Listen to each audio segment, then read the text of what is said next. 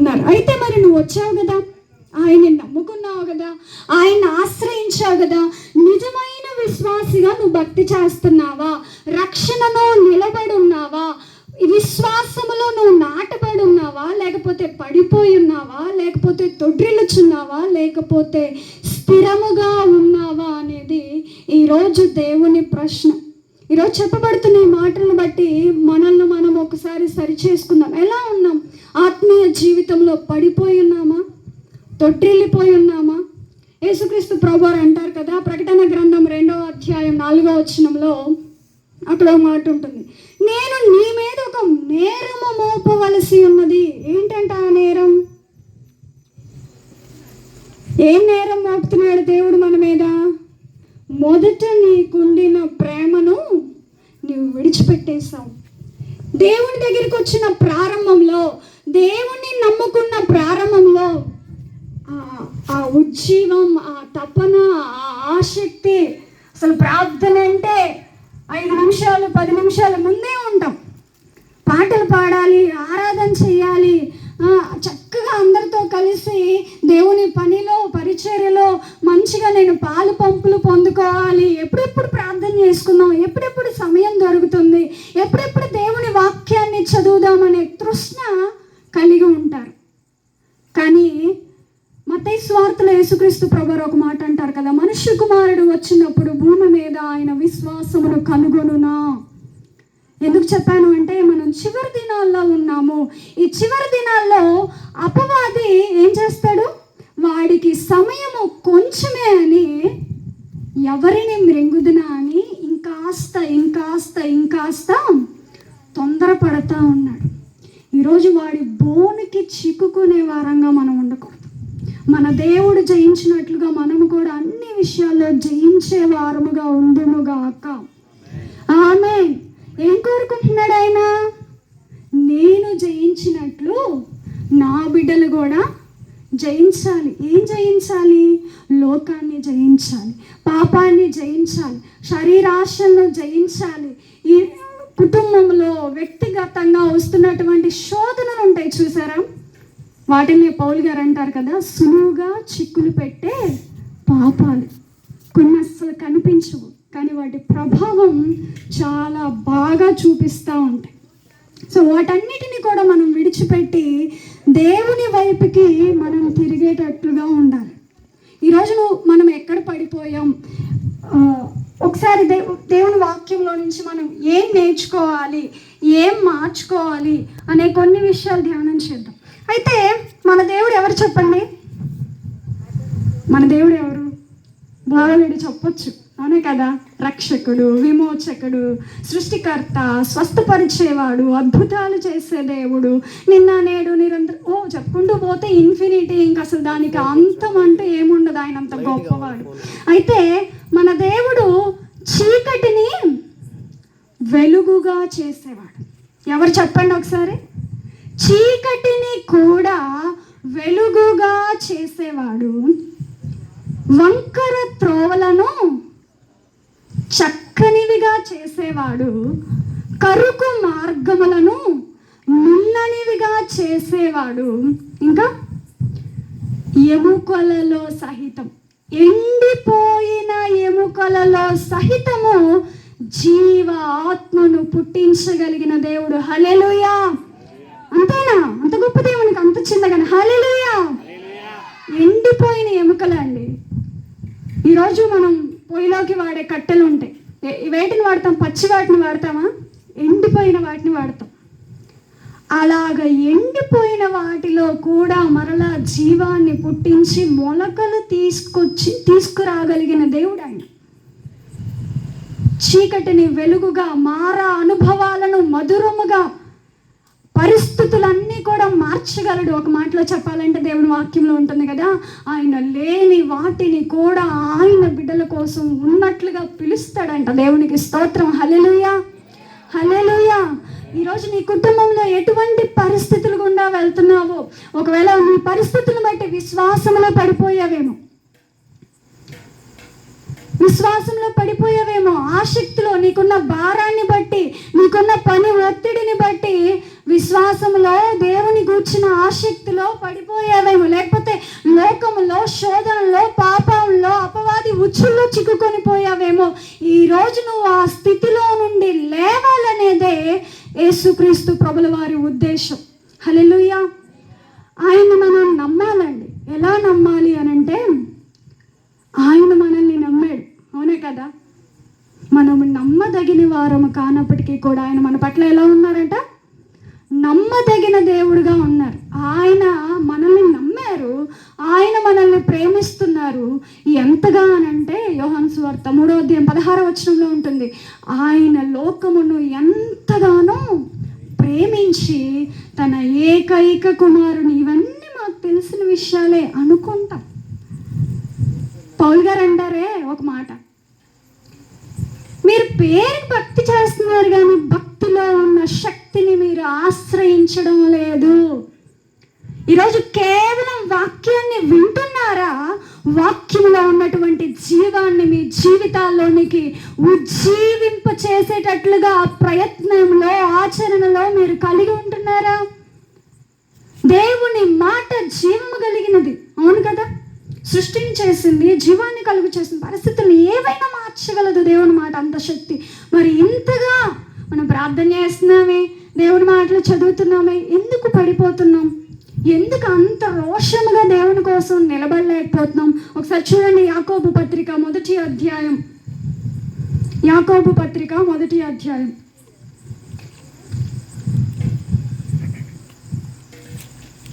14-15 వచనాలు చూద్దాం.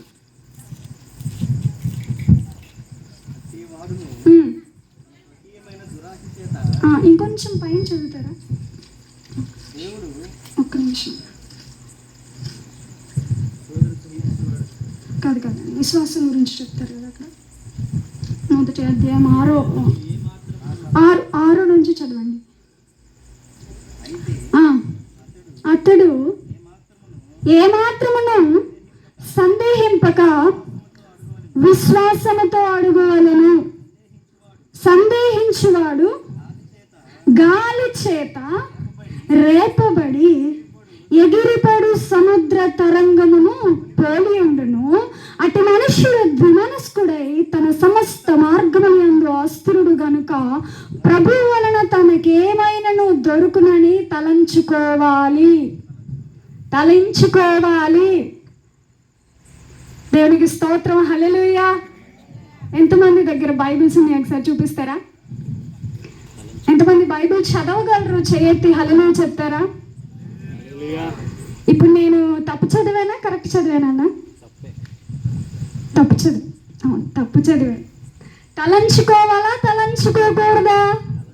తలంచుకోకూడదు. ఎందుకు తలంచుకోకూడదు చెప్పండి. మీరు వదిలితే ఒక్కొక్కరు ప్రసంగం చేస్తారు, మాకు తెలుసు ఆ విషయం. చెప్పండి, తలంచుకోవాలా, తలంచుకోకూడదా? నువ్వు ఎట్లయినా ఉండు నాన్న, నేను మాత్రం నీ కార్యం చేస్తాను అంటాడా దేవుడు? అనరండి. ఆయన అద్భుతాలు చేయగలడు, ఆశ్చర్యమైన కార్యాలు చేయగలడు. భూరాజులకు రాజు, అధిపతులకు అధిపతి ఆయన. దేవునికి స్తోత్రం. హల్లెలూయా. నీ దేవుడి శక్తి ఏంటో తెలిస్తే ఈరోజు నీవు, నీ కుటుంబం ఈ స్థితిలో కంటే ఇంకా ఉన్నతమైన స్థితిలో ఉండేది. విశ్వాసం అనే ఒక ఆయుధము దేవుడు మనకి ఇచ్చాడండి. ఎంతమంది ఆ విశ్వాసం అనే ఆయుధాలకు పొదులు పెడుతున్నారు? ఎంతమంది విశ్వాసం మొద్దుబారిపోయింది? ఇక్కడ యాకోబు భక్తుడు అంటున్నాడు కదా, సందేహించువాడు గాలి చేత రేపబడిన వాడై ఏముంది అక్కడ? ఎగిరిపడు సముద్ర తరంగములను పోలి ఉండను. మీరు ఎప్పుడన్నా బీచ్కి వెళ్ళారా? మీరు అసలు రెస్పాండ్ అవ్వకపోతే నేను ఏం మాట్లాడగలను చెప్పండి. బీచ్కి వెళ్ళారా? సరే, వెళ్ళకపోయినా పర్లేదు, ఫోన్లు అవైలబుల్ ఉన్నాయి ఇప్పుడు అందరికీ. ఫోన్లో అయినా చూసుంటారు కదా. అలలు తెలుసు కదా, అలలు ఎలా వస్తాయి? సముద్రంలో ఒకవైపు నుండి వీచే గాలి, ఆ ఫోర్స్కి ఆ నీరు ఒక అలగా సముద్ర ధరిని తాగుతుంది. ఇప్పుడు సందేహించువారట ఎలా ఉన్నారంట? గాలికి ఎగిరిపడే సముద్ర తరంగం చేస్తాడు. కాసేపేమో దేవుడు చేస్తాడు. ఏమోలే, కొంచెం ఏదన్నా పరిస్థితి, ఏదన్నా నెగిటివిటీ ఏమంటారు, అనుమానాస్పదంగా ఉంది అనుకోండి, ఏమో చేయగలంటావా? జ్వరం అయితే తీసేస్తాడు, కానీ మరి క్యాన్సర్ అంటున్నారు డాక్టర్లు, ఎట్లా మరి? పెద్ద డాక్టర్ కాడికి ఏమైనా వెళ్దామా? అవునా కదా చెప్పండి? జ్వరం అయితే దేవుడు తగ్గిస్తాడులే, కానీ క్యాన్సర్ అంటే మరి పాపం ఆయన వల్ల ఎక్కడ అవుతుంది? లంగ్స్ ప్రాబ్లం అంట, కిడ్నీ ప్రాబ్లం అంట, ఎక్కడైతుంది దేవుని వల్ల? సో మనం ఏం చేద్దాము అని అంటే పెద్ద పెద్ద డాక్టర్ల దగ్గరికి వెళ్ళిపోదాం. వాస్తవమే, డాక్టర్ దగ్గరికి వెళ్ళడం తప్పేం కాదు. విశ్వాసం అనేది నువ్వు ఎక్కడికి వెళ్ళినా నేను స్వస్థపరిచేది దేవుడే. దేవునికి స్తోత్రం. హల్లెలూయా, హల్లెలూయా. చిన్న సమస్య అయితేనేమో తీర్చగలలే, చేసేస్తాడులే అనుకుంటాం. సమస్య కాస్త ముదురుతుంది, పరిస్థితులు కాస్త ప్రతికూలంగా కనిపిస్తున్నాయి అంటే ఇక ఇంకా మాట్లాడే పనే లేదు. ఇంట్లో యుద్ధాలు, మనసులో యుద్ధాలు, బయట జనాలతో చికాకులు, యుద్ధాలు, ఇంకా అసలు పోరాటాలే పోరాటాలు. అయితే దేవుడు కోరుకుంటుంది అది కాదండి. సందేహించే వారంగా మనం ఉండకూడదు. ఇంకెన్నాళ్ళండి ఎల్కేజీ పిల్లల భక్తి, ఫస్ట్ క్లాస్ పిల్లల భక్తి చేస్తాను చెప్పండి? ప్రభువు నమ్ముకొని ప్రభు యొద్దకు వచ్చిన కొత్తలో దేవుడు చేయగలడు అని పరిస్థితులు ముందుకి నీవు ఆత్మీయంగా ప్రయాణం చేస్తున్న కొలది నీ విశ్వాసాన్ని బలపరచడానికి మాత్రమే దేవుడు అనుమతిస్తున్నటువంటి శ్రమలను, శోధనలను, పరిస్థితులను చూసి చేయగలడు, చేస్తాడు, ఏమోలే చూద్దాంలే. కాసేపేమో విశ్వాసంతో సంతోషంగా ఉంటాం. ఆదివారం వాక్యం వినగానే గాలి చేత రేపబడిన సముద్రం తరంగంలాగా లేత జింక పిల్ల గంతులేసినట్టు హల్లెలూయా నా దేవుడు చేస్తాడు అంతే అనిపిస్తుంది. ఇంటికి వెళ్ళామో లేదు, తెరిమి తాకిన అలల్లాగా సపబడిపోయి ఏమో పాషి గారు చెప్పారులే కానీ జరుగుతుంది అంటే వాళ్ళు అట్నే చెబుతారు, వాళ్ళ పని అది కాబట్టి. అవును కదా, అవునా కాదా? అలా అనుకో, కొంతమంది అనుకుంటున్నారు మా మనసులో మాటలు మీరు ఎందుకు చెప్తున్నారు. దేవునికి స్తోత్రం కలుగును గాక. హల్లెలూయా. సో మన విశ్వాసం ఎలా ఉంటుందండి? స్థిరంగా ఉంటుందా? దేవుడు ఒక మాట నీకు చెప్తే, దేవుని బిడ్డగా దేవుని నువ్వు నమ్ముతున్నావా? నా దేవుడు గొప్పవాడు, ఏదైనా చేస్తాడంతే, అన్యాయం మాత్రం చేయడండి. ఆయన బిడ్డలకు ఆయన అన్యాయం చేసే దేవుడు కాదు. ఎవరికి అర్థమవుతుంది? ఆయనను ఎరిగిన వారికి అర్థమవుతుంది. ఈరోజు నువ్వు దేవుని ఎరిగి ఉన్నావా? నిజముగా ఎరిగి ఉంటే అగ్ని మధ్యలో నువ్వు ఉన్నా సరే నా దేవుడు చేస్తాడు, చెయ్యిపోయినా పర్లేదు, ఇది అనుమతించాడేమో అయినా నాకు పర్వాలేదు. దావీదు అంటాడు, యోబు భక్తుడు అంటాడు, నేను గాఢాంధకారపు లోయల్లో ఉన్నా కూడా ఏమయ్యా నీకేందంత ధైర్యం? ఏమా ఏంది నీకంత ధైర్యం? ఏందంటే ఏమైంది? నా ధైర్యం నా దేవుడే. లోకంలో ఉన్నటువంటి ఆధారం కాదండి మన ఆధారం. దేవునికి స్తోత్రం. హల్లెలూయా, హల్లెలూయా. లోకాన్నే సృష్టించిన వాడు మనకు ఆధారమైన దేవుడు. దేవునికి స్తోత్రం కలుగును గాక. హల్లెలూయా. ఇశ్రాయేలుకు ఆధారమైన వాడు కునుకడు, నిద్రపోడు, ఆయన మనుషుడు కాదండి. మాట ఇచ్చాడంటే నిన్ను తన బిడ్డగా స్వీకరించుకున్న నాట నుండి పరిస్థితులు ఏవైనా సరే ఆయన మాత్రం నిన్ను పొరపాటును కూడా చేయి విడిచిపెట్టాడు. అయితే మనమే అనుకుంటాం. ఎందుకు అనుకుంటాం? మనకున్న అవిశ్వాసాన్ని బట్టి. సమస్య ముదిరిపోగానే, సమస్య ఏదైనా కొత్తగా రాగానే నిజంగానే దేవుడు ఉన్నాడు అసలు ఉంటే ఏందంటాం? ఇన్ని సమస్యలు, ఈ బాధలేంది, కష్టాలేంది, రోజు ఈ ఏడుపులేంది, ఈ ఏంద్రానైనా అసలు దేవుడు అనేవాడే ఉంటే ఏది రావాలి, నాకు కనపడాలి, నాతో మాట్లాడాలి అనిపిస్తుంది. అంటే నీకు సమస్య వచ్చిందంటే దేవుడు లేనట్టేనా? గుర్తుపట్టు, సమస్య వచ్చిందంటే దేవుడు ఉన్నట్టు. దేవునికి స్తోత్రం. హల్లెలూయా. దేవుడు ఉన్నాడు కాబట్టే నీ విశ్వాసాన్ని బలపరచాలనుకుంటున్నారు కాబట్టే నిన్ను తనకు తగినట్లుగా రూపుదిద్దుకోవాలి అని అనుకుంటున్నారు కాబట్టే అనేకమైన శోధనలో నుండి ఆయన నిన్ను నడిపిస్తున్నాడు. నువ్వు అనుకుంటున్నావు నీ పరిస్థితుల వైపు చూసి, దేవుడు నాకు తోడుగా లేడేమోలే. ఆయన మనలో ఎవరికి దూరముగా ఉండువాడు కాడట. నువ్వే గుర్తుపట్టలేకపోతున్నావు ఆయన స్పర్శని, నువ్వే ఆయన మాటను గ్రహించుకోలేకపోతున్నావు. ఎటువంటి విశ్వాసం కలిగి ఉండాలి? చెదిరిపోయే విశ్వాసం కాదండి, ఎగిరిపడే విశ్వాసం కాదు. వాక్యం వినిన వెంటనే కొన్ని గంటలు సంతోషించి తర్వాత మర్చిపోయి మళ్ళీ యథావిధి స్థితికి వెళ్ళిపోయే విశ్వాసం కాదు. అటువంటి విశ్వాసం కాదు. ఎక్కడ నిన్ను పెట్టినా దేవుడు, ఏ పరిస్థితి మధ్యలో పెట్టినా, చెరసాలలో పెట్టినా, సంఖ్యలలో పెట్టినా, శోధనలో పెట్టినా, రోగంలో పెట్టినా, అనేకమైన ఇబ్బందుల్లో నిన్ను దేవుడు నడిపిస్తున్నా సరే నువ్వు చెప్పగలగాలి ఒక మాట, నా దేవుడు గొప్పవాడు, ఆయన నా చెయ్యి విడిచిపెట్టడు, తగిన కాలమందు ఆయన నన్ను నిశ్చయముగా జ్ఞాపకం చేసుకుంటాడు. హల్లెలూయా, హల్లెలూయా. ఆయన బిడ్డల్ని ఎవరు మర్చిపోయాడు, ఆయన పిల్లల్ని ఆయన వదిలేడు. తన జనులను, తన స్వాస్థ్యమును ఆయన విడిచిపెట్టే దేవుడు కాదు, వారికి తోడై ఉండి వారిని నడిపించే దేవుడు. అంత మాత్రమే కాదు, అద్దరి చేర్చే దేవుడు. ఈరోజు నీ సమస్య ఎంతైనా కావచ్చు, ఒకవేళ ఎంతో దూరంగా దేవునికి వెళ్ళిపోయేవేమో పర్వాలేదు, విశ్వాసంతో మరలా తిరిగి దేవుని చేయి పట్టుకొనడానికి, దేవుని హస్తం పట్టుకోవడానికి ప్రయత్నించు.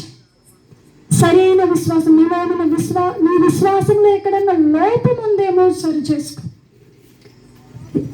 ఈ సంవత్సరంలో 7 మాసాలు అయిపోయినాయి, 7 నెలలు అయిపోయినాయి, ఇంకొక 5 నెలలు మాత్రమే మిగిలి ఉన్నాయి.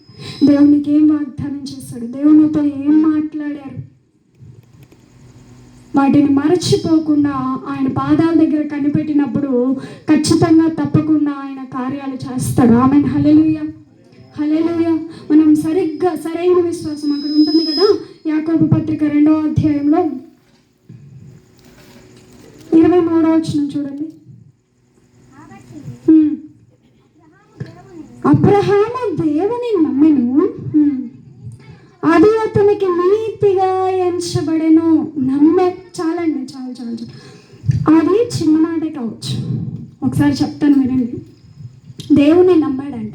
ఎలా నమ్మాడో తెలుసా? నేను రాసుకున్నాను ఇక్కడ, దృఢమైన విశ్వాసం అండి. ఎలాంటి విశ్వాసం? చాలాసార్లు మనకు అనిపించవచ్చు, అప్పట్లో దేవుడు కార్యాలు చేశాడు కానీ ఎందుకు ఇప్పుడు అంతగా ఏం చేయట్లేదు అని. అంటే అప్పట్లో ఉన్న విశ్వాసం, అప్పట్లో ఉన్న దేవుని కొరకు నిలబడే వైరాగ్యం, రోషం ఇప్పుడు ఎవరిలో కనిపించట్లేదు కాబట్టి దేవుని కార్యాలు కూడా కనిపించట్లేదు. దేవుణ్ణి నమ్మాడంట. ఏం నమ్మాడు? ఎలా నమ్మాడు?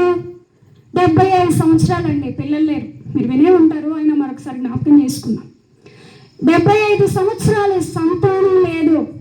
ఈరోజు మనం దేవుని నమ్మడానికి కొన్ని కండిషన్లు పెడతాం. నువ్వు గనక దేవుడు అయితే అది చెయ్యి, అప్పుడు వస్తా నీ కాడికి, అప్పుడు నమ్ముతా, అప్పుడు ఆరాధిస్తా, నేను అప్పుడు ఒప్పుకుంటాను. నువ్వు ఒప్పుకునేదేంటి? దయ్యాలు ఒప్పుకుంటుంటే నువ్వు ఒప్పుకునేదేంటి?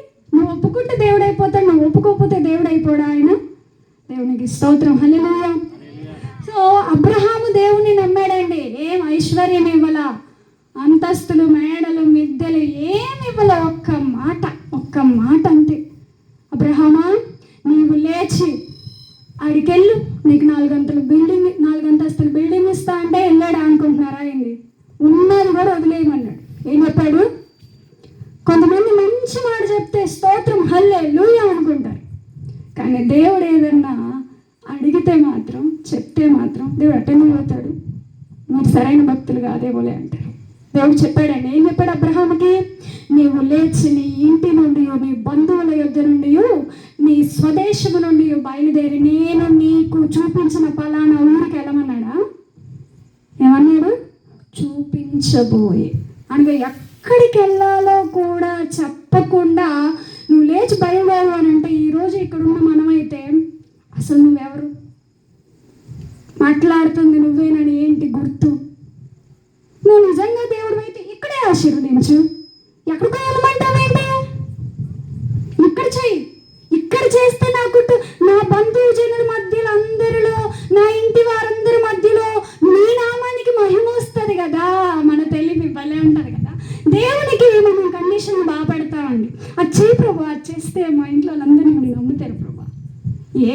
చేస్తే నమ్ముతారో, ఏది చెయ్యకపోతే నమ్మరో దేవుడికి బాగా తెలుసు. మన హృదయాల్ని పరీక్షించే దేవుడు ఆయన, పరిశోధించే దేవుడు ఆయన. మనలాంటి ఒక ఆయనే ఒక మాట అంటున్నాడు, నరకానికి వెళ్ళిపోయాడు. అయ్యా అబ్రహామా, నా సహోదరులు చాలామంది ఉన్నారు, నేనేటో బుద్ధి గడ్డి తిని పరలోకానికి వెళ్ళలేకపోయాను. ధనం ధనం ధనం ధనం అని ఎప్పుడు సంపాదన సుఖభోగాలన్నే నేను సంతోషించాను. అయితే నా సహోదరులు ఉన్నారు, ఇళ్ళలో నుంచి ఒకరిని తీసుకెళ్ళి పంపితే వాళ్ళు వింటారయ్యానంటే అబ్రహాం అంటాడప్పుడు, భూమి మీద చాలామంది ఉన్నారులే, వాళ్ళు చెబితే ఇరమని చాలు అంటాడు. భూమి మీద చెప్పడానికి చాలామంది ఉన్నారులే, వాళ్ళు చెబితే. కానీ మనం ఏం చేస్తాం చెప్పండి, ఇలా చెయ్యి ప్రభా, ఇలా చేస్తే ఇలా బాగా జరుగుతుంది, ఇలా చేస్తే ఏమో దేవుని ప్రణాళిక వేరేమో. కీర్తన గ్రంథంలో వాక్యం ఉంటుంది కదా, మీ తలంపుల వంటివి కాదు నా తలంపులు, మీ మార్గాల వంటివి కాదు. ఎంత తేడా ఉంది అని అంటే మన ఆలోచనలకి దేవుని ఆలోచనలకి, ఆకాశానికి భూమికి ఉన్నంత తేడా ఉందంట. అర్థమవుతుందా?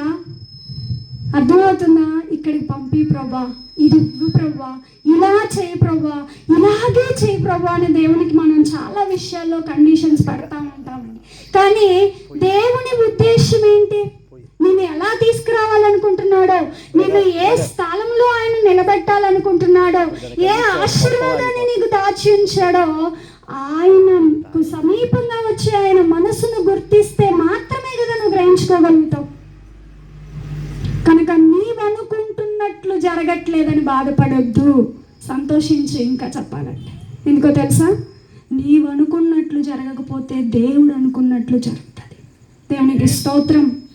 మన మార్గం ఎప్పుడూ ఆయాసమేనండి, చివరికి ఆయాసపడాల్సి వస్తుంది. కానీ దేవుడు మన కొరకు సిద్ధపరిచింది, దేవుడు మన కొరకు ఇచ్చేది చాలా శ్రేష్టమైనదిగా ఉంటుంది.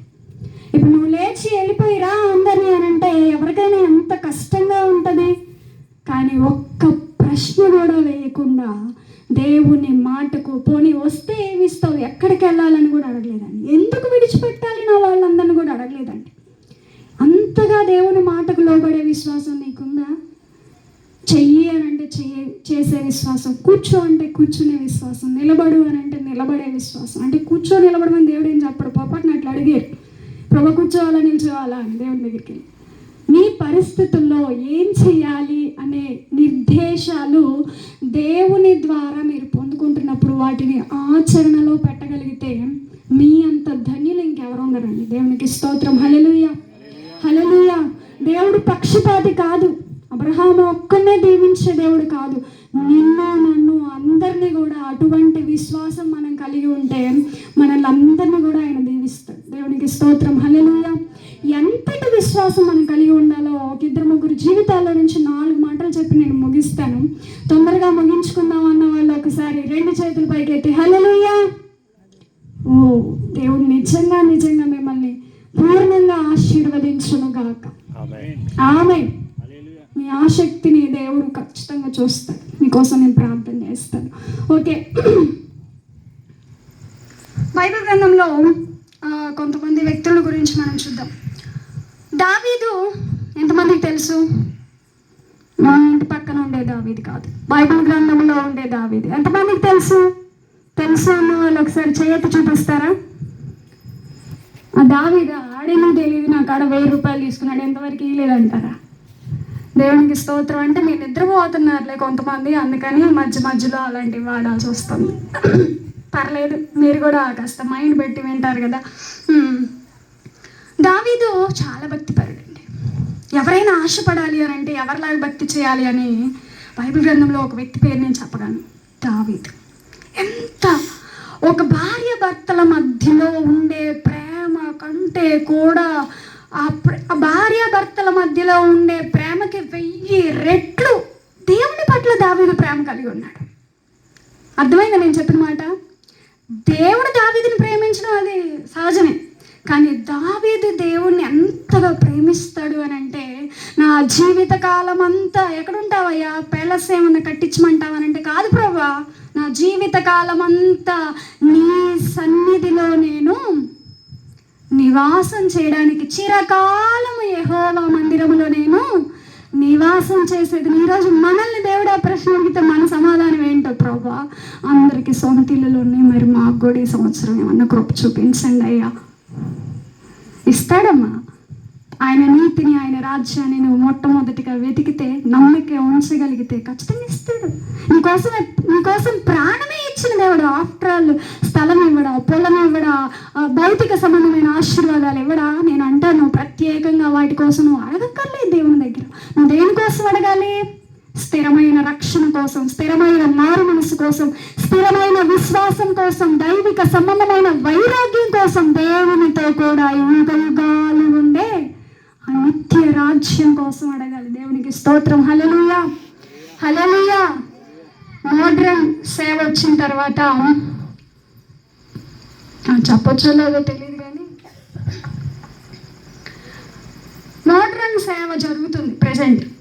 ఈ మోడ్రన్ సేవలో భౌతిక సంబంధమైన ఆశీర్వాదాల వైపు విశ్వాసుల్ని మళ్లించే వాళ్ళు చాలామంది అయిపోయారు. నేను అంటాను, ఆ ధనవంతుడికి అంత ఉంది, వెళ్ళాడా పరలోకం? లేదుగా. ఈరోజు నీకు ఎంత ఉంది అనే దాన్ని బట్టి పరలోకంలో స్థానం ఉండదు. నీ దేవుని హృదయంలో నీ స్థానం ఎంతగా ఉంది అనే దాన్ని బట్టి పరలోక రాజ్యంలో నీకు ప్రవేశం ఉంటుంది. దేవునికి స్తోత్రం. దావీదు ఎంతగానో దేవుని ప్రేమించాడు. ఎంతగా అంటే ఒక రాజుగా రాజ్య పరిపాలన చేసుకుంటూ కూడా, పిల్లల్ని భార్యల్ని చూసుకుంటూ కూడా దినమునకు 7 సార్లు స్తుతించేవాడండి. ఈరోజు ఎంతమంది 2 పూట్ల ప్రార్థన చేసే వాళ్ళు ఉన్నారు ఇక్కడ? ప్రార్థన అంటే మీరు అనుకునేది వేరే అండి. ఒక 5 నిమిషాలు అలా మోకాలు వేసి, స్తోత్రం నాయన, నాకు ఇంకా టైం అయింది, మరి తినాలో పడుకోవాలో మరి ఏందో నాకు తెలియదు కానీ నేనైతే వెళ్తున్నాను, సెలవు దినమో చూసుకుని మొత్తం నీ చేతికి అప్పగిస్తున్నావు, ఒక మాట అయిపోయింది ప్రార్థన.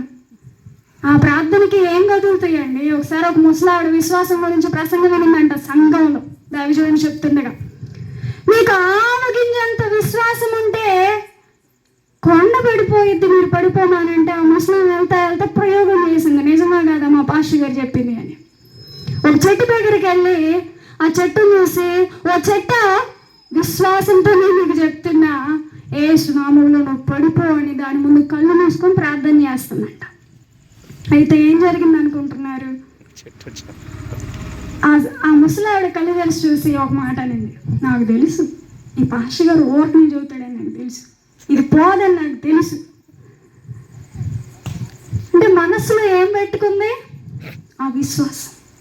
దేవుని శోధించాలని అడిగితే దేవుడు చేయడండి. దేవుని నామం మహిమ కోసం వేదడిగిన దేవుడు చేస్తాడు. హల్లెలూయా, హల్లెలూయా.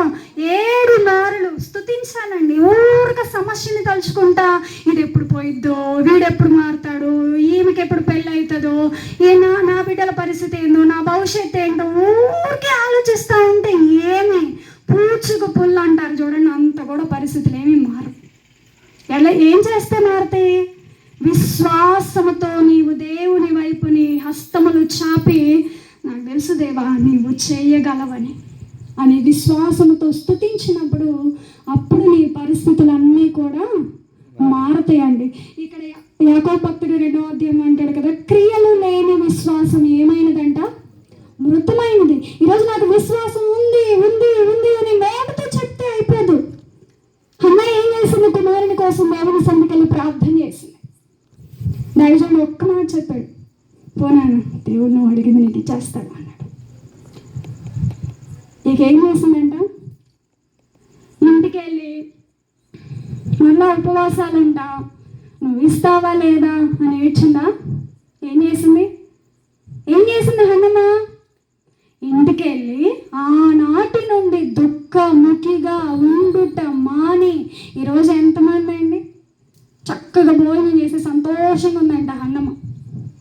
ఈరోజు దేవునికి సమస్య అప్పగిస్తున్నావు, దేవుని సన్నిధిలో కన్నీరు కూడా కారుస్తున్నావు, కానీ నా దేవుడికి అప్పగించాను కదా, చేసేస్తాడు తీసేస్తాడని సంతోషంగా ఉంటున్నావా? అది విశ్వాసం. మరి సంతోషంగా ఉంటే అది విశ్వాసం. ఇంకా ఆలోచిస్తున్నావు దాని గురించే, ఇంకా దిగులు పడుతున్నావు, ఇంకా చింతిస్తున్నావు అంటే నీవు గాలి చేత రేపబడి ఎగిరిపడే సముద్ర తరంగము అని గుర్తుపెట్టుకుంటే, ఒక మాటలో చెప్పాలంటే అవిశ్వాసివి. దేవునికి స్తోత్రం. హల్లెలూయా. ఎవరివి? అవిశ్వాసివి.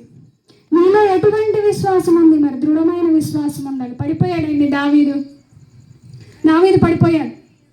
కానీ కీర్తన గ్రంథం 51వ కీర్తనలో 10వ అధ్యాయంలో ఉంటుంది కదా, దేవా మరలా నన్ను తిరిగి లేవనెత్తు, నాలోని స్థిరమైన మారు మనసు మళ్ళా నూతనముగా పుట్టించుము. దివా రాత్రులు కన్నీరు విడిచి దేవుని పాదాలు పట్టుకున్నాడు. ఈరోజు నువ్వు పాపంలోనే పడిపోయావో, శోధంలో పడిపోయావో, శరీరాశల్లో పడిపోయావో, విశ్వాసంలో పడిపోయావో, రక్షణ కోల్పోయి ఉన్నావో నాకైతే తెలియదు. కానీ ఒకవేళ అలా ఉన్నట్లయితే దావీదు ప్రార్థించినట్లుగా ప్రార్థిస్తే, బైబిల్ గ్రంథంలో ఇంకొక వ్యక్తి కూడా ఉన్నాడండి, సంసోను. ఆయన కూడా దేవుని చేత అభిషేకించబడిన వ్యక్తి. కానీ మరలా దేవుని పాదాలు పట్టుకొని ప్రార్థిస్తే దేవుడు గొప్ప కార్యం చేశాడు. మళ్ళీ రెండంతలుగా ఆయన ఆత్మ చేత అభిషేకించాడు. అలాగే దృఢమైన విశ్వాసం ఉండాలి. దేవుని దగ్గర నుంచి గొప్ప కార్యాలు చూడండి. నేను ముగిస్తా, 5 నిమిషాల్లో ముగిస్తా. దేవుని దగ్గర నుంచి గొప్ప కార్యాలు నీవు పొందుకోవాలి అని అంటే దేవుడు చేయగలడు. నీవు పొందుకోవాలంటే స్థిరమైన దృఢమైన విశ్వాసము నీవు కలిగి ఉండాలి.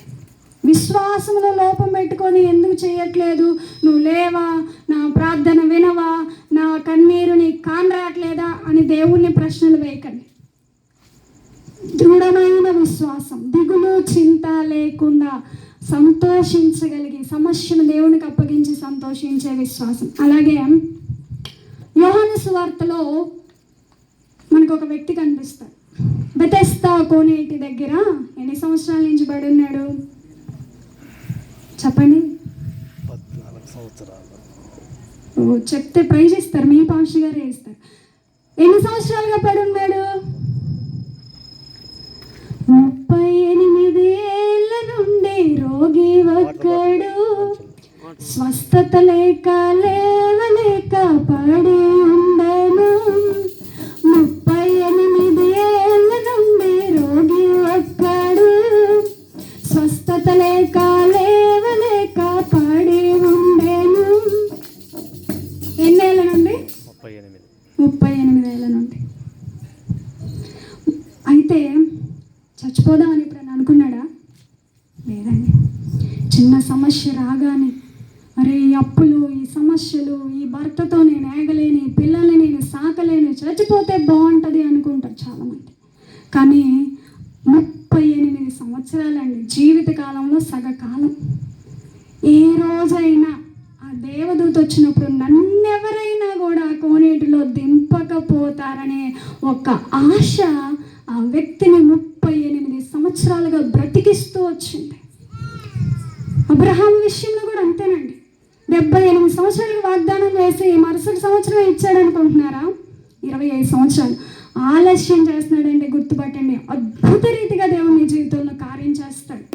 దేవునికి స్తోత్రం, హల్లెలూయా. ఆలస్యం అవుతుంది అని అంటే జరగదు అని ప్రార్థన చేయడం మానొద్దు పొరపాటును కూడా. ఇంకా ఉత్సాహంతో ప్రార్థన చేయాలి, ఇంకా కనిపెట్టాలి. ఇచ్చిన కొడుకును కూడా తీసుకెళ్ళి బలిపీఠం మీద పెట్టు అన్నాడు దేవుడు.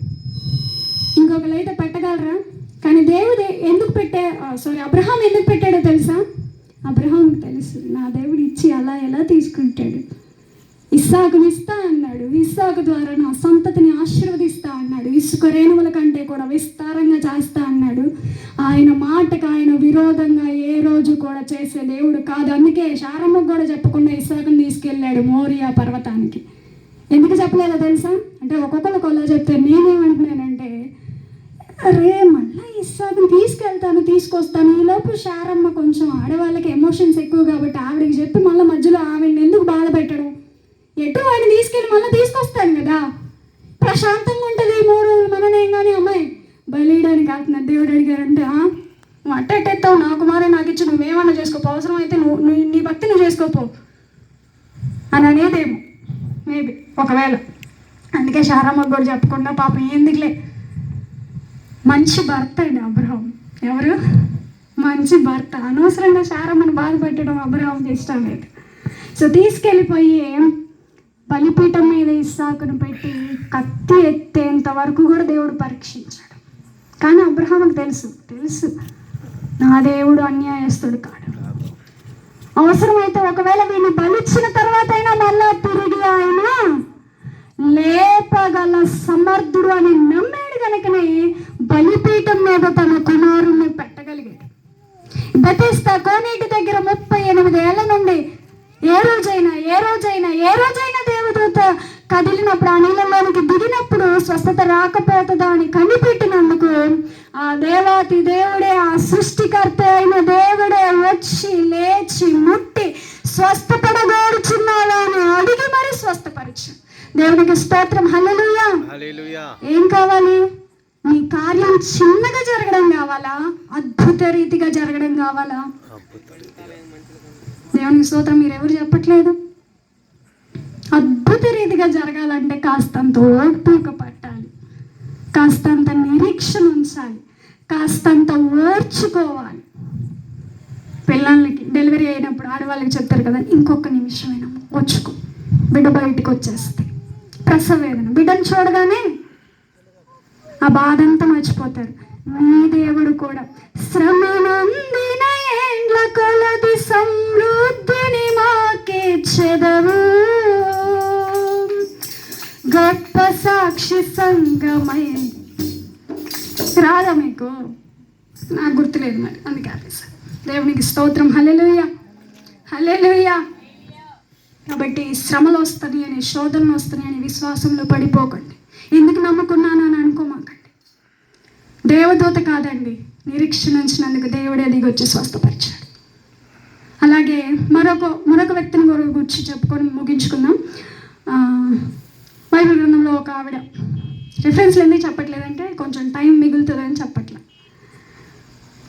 సురఫెకనీయ వంశస్థురాలైన గ్రీసు దేశస్థురాలైన ఒక స్త్రీ యేసుక్రీస్తు ప్రభు వారి దగ్గరికి వచ్చి, అయ్యా బోధకుడు, నా కుమార్తె అనారోగ్యంతో బాధపడుతుంది, నువ్వు ఆవిడ ముట్టు అని అంటే యేసయ్య ఇటు తిరిగి ఏం రెస్పాండ్ అవ్వలేదంట.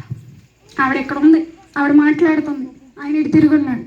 మనమైతే ఓ నువ్వు కాబట్టి చూసేవాళ్ళు చాలామంది ఉన్నారు అని వెళ్ళిపోయేవాళ్ళు. అవునా కాదా? అవునా కాదా? మనల్ని ఎవరైనా పట్టించుకోకపోతే మనం ఏం చేస్తాం చెప్పండి? అలాగే ఉంటామా? ఉండవు. ఓ చూసామండి, నువ్వు కాకపోతే ఇంకొకరు లేరా ఏం చేసేవాళ్ళు అని అనుకుంటాం. కానీ ఆవిడ ఏం చేసిందో తెలుసా? ఎందుకంటే ఆవిడ చేసిన సంగతి ఏంటంటే 3 సార్లు దేవుడు ఆవిడని పరీక్షించాడు.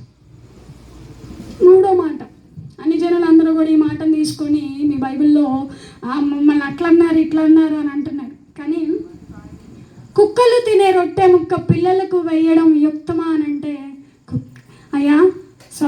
మనుషులు తినే రొట్టె ముక్క కుక్కలకు వేయడం యుక్తమా అని అంటే, మనుషులు తింటున్నప్పుడు, పిల్లలు తింటున్నప్పుడు కింద పడితే కుక్క పిల్ల ఎందుకు దేవుడు అంత మాట అన్నారంటే, ఆయన బిడ్డ కదా, నువ్వు నేను ఎలాగ ఆయన బిడ్డలమో, ఆమె కూడా ఆవిడ బిడ్డే కదా, ఆయన చేస్తే వచ్చిందే కదా భూమి మీదకి. ఎందుకు అన్నారంటే, ఆవిడ ఎంత తగ్గించుకుంటుందో, ఒక కార్యము, ఒక అద్భుతం దేవుని యొద్ద నుండి పొందుకోవాలంటే ఎంత ఓపిక పట్టాలో, ఎంత సహించుకోవాలో, ఎంతగా కనిపెట్టాలో ఆవిడని ఒక మాదిరిగా దేవుడు చూపించాలి అనుకున్నాడు. కనుకనే దేవుడు ఆ మాట అన్నాడు అంతే తప్ప ఆవిడంటే చులకన భావం లేదు. అదే మనిషితో దేవుడు అంటాడు కదా, నీ విశ్వాసం చాలా గొప్పది, వెళ్ళిపో, నీ కుమార్తె స్వస్థత పొందుకుని. ఈరోజు విడిచిపెట్టకుండా ప్రార్థన చేయాలండి, కనిపెట్టాలి, ఆశపడాలి, అడిగే దానికోసం ఆశపడాలి. లేట్ అయిపోతుందని కానీ ఆశలు వదిలిపెట్టకండి. ఏమోలే ఇంకా జరిగినప్పుడు చూసుకుందాం అనుకోకండి. నువ్వు ప్రార్థన చేసిన ప్రతిదీ దేవుడు ఆలకిస్తాడండి, ప్రతిదీ దేవుడు ఆలకిస్తాడు. నీ ప్రార్థన ప్రతిదీ దేవుడు వింటారు. నేను దాటిపోడు ఆయన. తగిన సమయం కోసం ఆయన ఎదురు చూస్తున్నాడంటే, నీ విశ్వాసాన్ని పరీక్షిస్తున్నాడంటే, ఒకవేళ కొంతమంది విషయాలు ఇప్పటికే దేవుడు కార్యం చేస్తుండొచ్చు, కానీ చెయ్యకపోవడానికి, ఆలస్యం చేయడానికి కారణం ఏంటో తెలుసా? దేవుడు వారి విశ్వాసాన్ని, వారి ఓర్పుని, వారి ఓపికని పరీక్షిస్తున్న ప్రతిసారి వాళ్ళు ఫెయిల్ అయిపోతున్నారు. అందుకే దేవుడు ఇంకా దాన్ని పొడిగించుకుంటూ ఆలస్యం చేస్తూ వస్తున్నారు. కనుక దృఢమైన విశ్వాసం, నువ్వే స్థితిలో ఉన్నా సరే, ఒక మాట చెప్పమంటారా? ఎంతటి వారికైనా ఈ భూమి మీద యేసుక్రీస్తు ప్రభుల వారిలో నిరీక్షణ ఉందండి. దేవునికి స్తోత్రం. హల్లెలూయా. ఏ స్థితిలో నువ్వు ఉన్నా సరే, ఎక్కడున్నావో, లోయలోనే ఉన్నావో, అగ్ని మధ్యలోనే ఉన్నావో, అగాధ జలములలోనే ఉన్నావో, ఎక్కడున్నావో నీకు తెలుసు, నీ దేవునికి తెలుసు. కానీ నువ్వు ఎక్కడున్నా సరే